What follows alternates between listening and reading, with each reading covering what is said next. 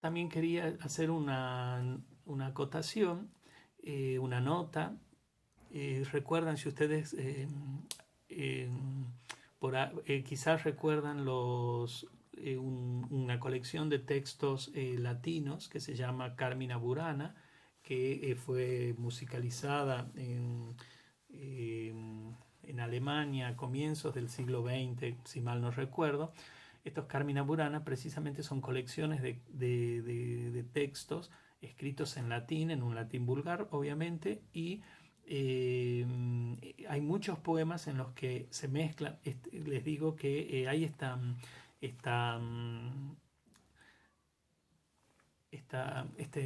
multiculturalidad o este multiverso lingüístico, porque los mismos poemas están escritos, por ejemplo, estrofas en antiguo alemán, estrofas en latín y otras estrofas en mezcla de ambas lenguas.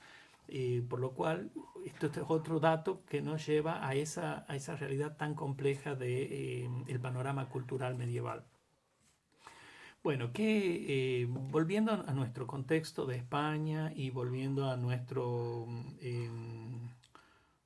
autor Gonzalo de Berceo, que se ascribe precisamente a este mester de clerecía, cuando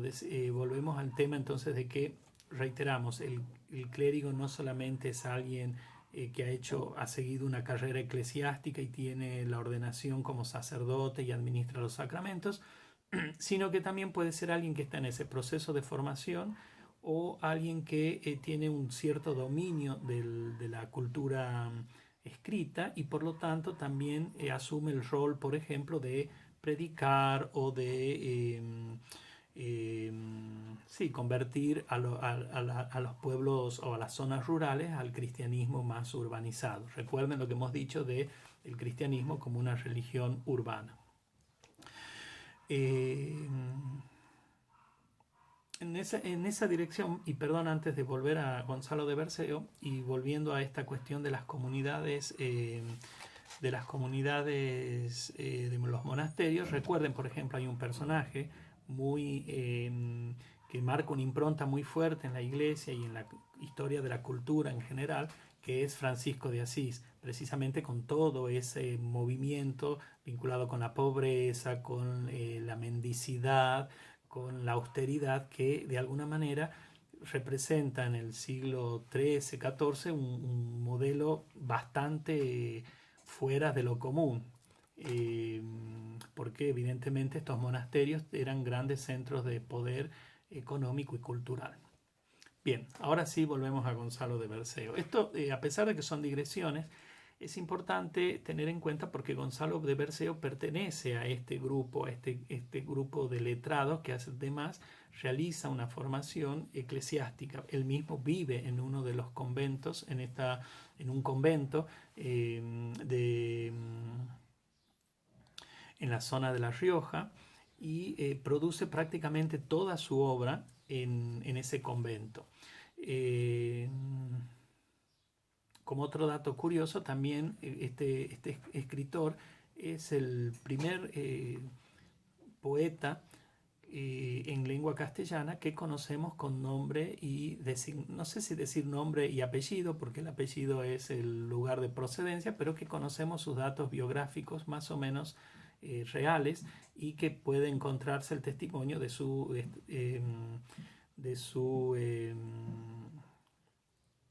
permanencia en estos monasterios.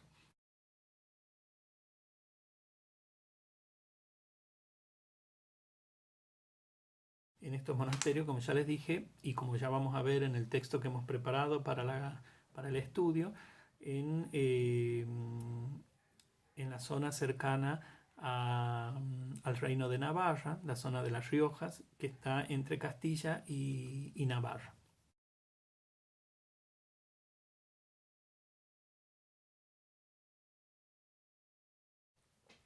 Bien, eh, también la producción en castellano de estos clérigos,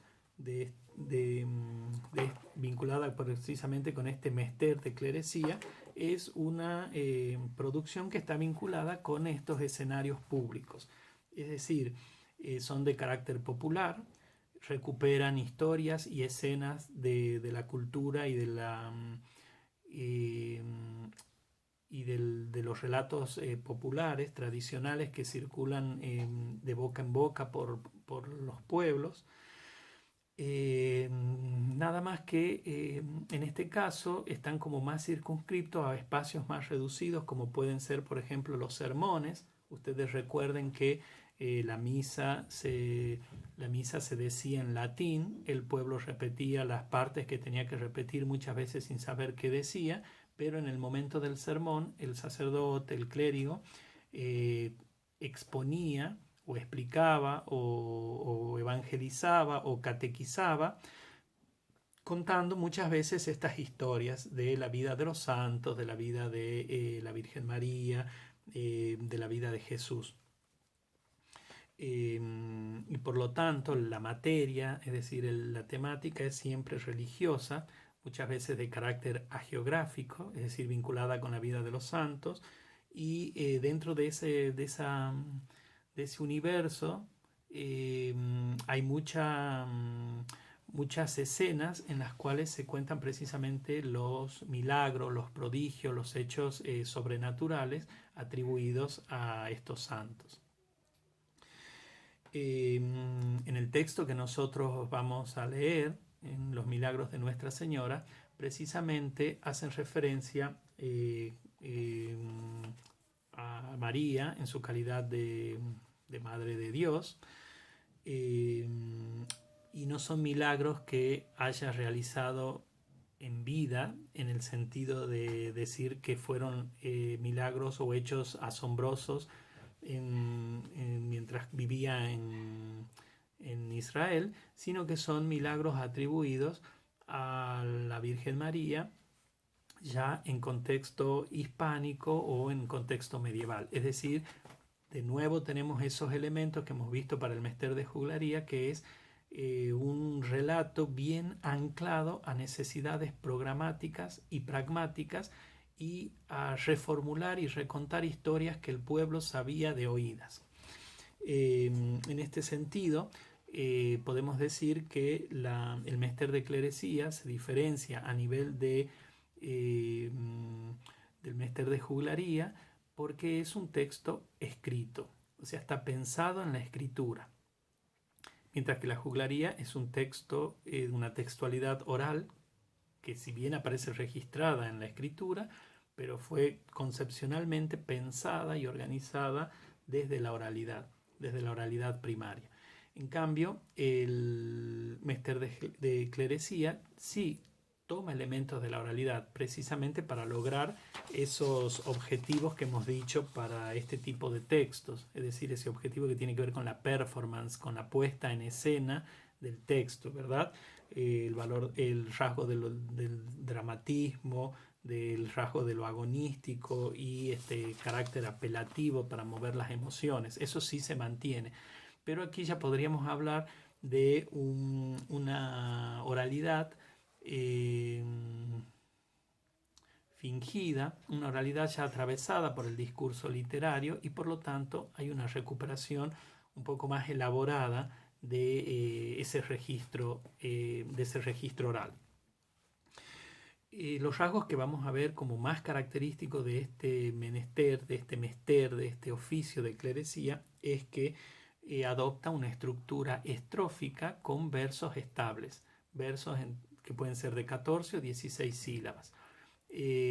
Para nuestros estudios eso no es demasiado relevante porque vamos a prestar atención a otros aspectos, pero bueno, como dato ilustrativo y para que ustedes puedan tener en cuenta cómo se organiza esa materia, se organiza entonces en estructuras de estrofas de 4 versos que se conocen como cuaderna vía. Ustedes saben que, o cuaterna vía, es decir, estrofas de 4, cuaterno viene de la palabra quator, y vía es la palabra verso, es decir, líneas, ¿verdad? Dicho sea de paso, no sé si ustedes saben que la palabra verso es una palabra de origen agrícola, porque hace referencia precisamente a los surcos que va dejando el arado para sembrar. Fíjense, esto es estamos remontándonos a la cultura latina, pero bueno, por ahí esta idea, fíjense en la metáfora como un metalenguaje para referirse a esta estructura estrófica. Bueno, otro rasgo que también tiene que ver con este registro de oral o con otro dato que tiene que ver con este registro de escriturario es la rima consonante. Es decir, hay acá un trabajo en el cual hay que buscar ciertos recursos del lenguaje para que precisamente concuerden en ese punto de la consonancia. Bueno, dicho esto, creo que ya tenemos elementos suficientes como para abordar estos textos que vamos a estudiar.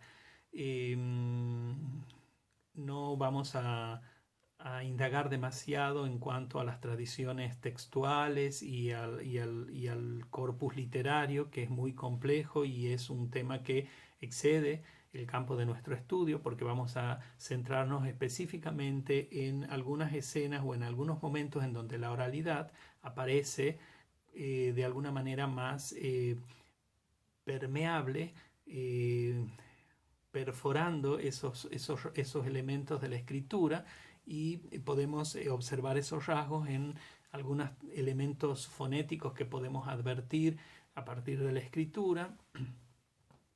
y también en alguna selección del léxico vinculado con la configuración de campos semánticos que a su vez están vinculados con estructuras semióticas que a su vez tienen que ver con estas representaciones de la mismidad y la alteridad, y de cómo se van configurando el concepto de raza, el concepto de religión y el concepto de enemigo en función de esos rasgos. Así que bueno, ya pueden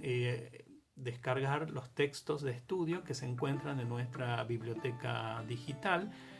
Son textos que hemos preparado especialmente para la cátedra, para lo cual hemos usado tanto las versiones digitales que se encuentran de los manuscritos como versiones ya editadas. En todos los casos hemos anunciado cuáles son los criterios que hemos elegido para que ustedes puedan tener un acercamiento más real, por decirlo de alguna manera, a la materialidad de los textos. Obviamente que el hecho de que estén ya procesados en forma digital hace que se pierdan muchos aspectos vinculados con la superficie en la que está escrito, con las tintas, con la materialidad de ese objeto libro que despliega todo un universo y unas posibilidades de estudio y de investigación que solamente aquí dejamos planteadas como una posible iniciativa a futuro. Nada más, y nos vemos en la próxima clase, donde vamos a hablar más concretamente de el cantar de Mio Cid.